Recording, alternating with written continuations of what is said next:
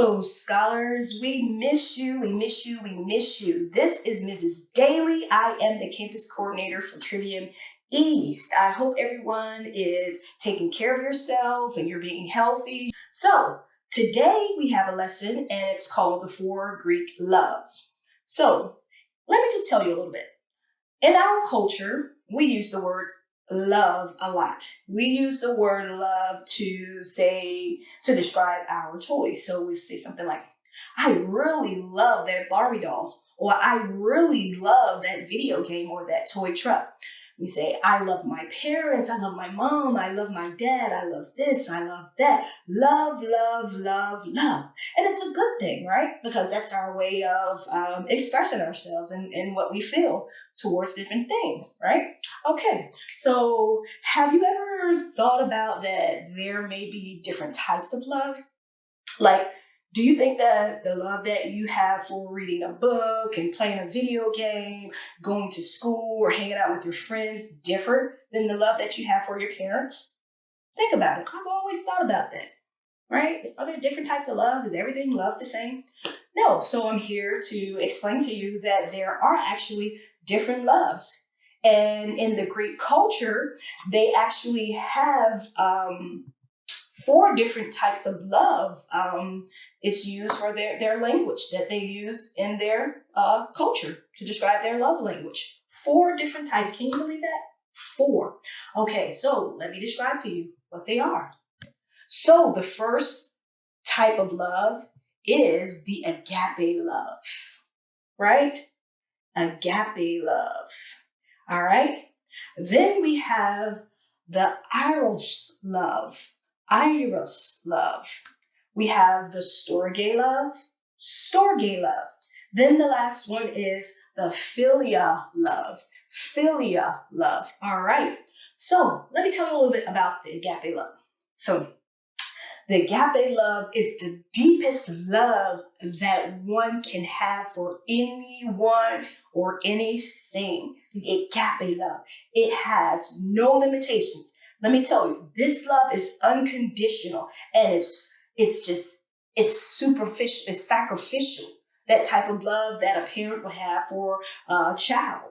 Like, they would do anything for their child. They love their child so much, even to the point if they had to sacrifice their life, they were placed in a position where they had to sacrifice their life, they would. Like, what parent wouldn't do that for their child if they really love their child, correct? All right. So in the Christian faith, the agape love is the love described for the kind of love described like that God has for his children. He has like an unconditional love for his children, right? There are no limitations, no boundaries. I mean, he loves freely and he forgives, right? Okay, that's the agape love. That is the greatest love, the love that we all should strive to have, okay? It has no boundaries.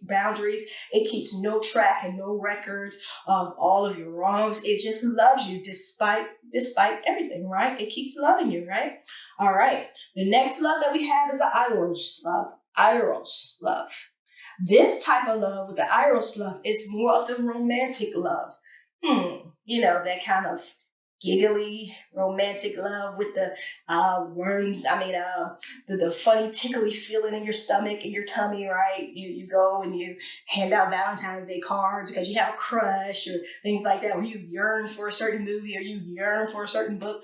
All right, yeah, that's the mushy love, the romantic love. Okay, all right.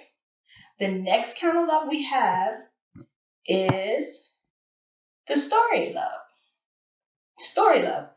It is another Greek word used for love, and this word is the kind of love that's more of an obligation. It's kind of like something that where you're morally or legally bound, like a duty or commitment. So, for example, let's just say your brother or your sister or someone or your cousin, they irk your nerves. Every time they come around, they just irk your nerves. They just do things to just frustrate you, just irritate you, right? All right, you may be a little annoyed for a while, but you don't stop loving your siblings. You don't stop loving that friend. You don't stop loving your cousin just because they irked your nerves right that day. You still love them, okay? So that's still the type of love that you have because you're family, all right? So the last type of love that we have is the philia love. Philia love. This love is used to describe like a good and loyal friendship. This is the type of love that you have towards your friend, all right? You're joyful, you enjoy spending time together, being around your friend, hanging out, all right? So, can you think of someone in your life that is an example of these words, of one of the loves, the types of loves? Can you describe? I can. All right, so let me describe to you how I feel. And which love do you think I'm going to use? Think long and hard.